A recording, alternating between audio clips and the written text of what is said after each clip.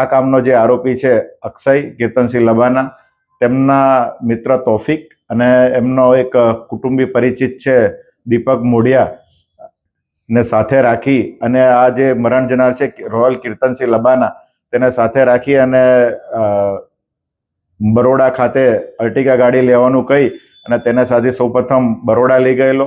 બરોડાથી ત્યારબાદ પાછા લીમખેડા ભથવારા થઈ અને લીમડી આવેલા અને લીમડીથી કરંબા રોડ પાસે જઈ આ જે રોયલ કીર્તનસિંહ લબાનાનું ગળું દબાઈ અને એની હત્યા કરવામાં આવેલી.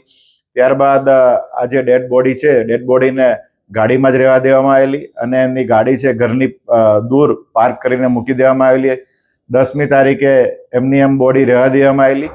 ત્યારબાદ 11 તારીખે આ જે મરણ જનારનો ભાઈ છે અક્ષય તેમજ દીપક મોઢિયા બંને જણે આ ડેડ બોડીનો નિકાલ કરવા માટે દાહોદથી નીકળી toll tax Limdi toll tax થઈ અને આજે સંજેલી ખાતે આવેલા હિરોલા ગામે આ ડેડ બોડી નાખી અને પુરાવાનો નાશ કરવા અને ડેડ બોડી ઓળખાય નહીં અને મરનારની ઓળખ પ્રસ્થાપિત ન થાય તે માટે એના ઉપર પેટ્રોલ છાંટી અને એને ડેડ બોડીને સળગાવી નાખવામાં આવેલ હતી.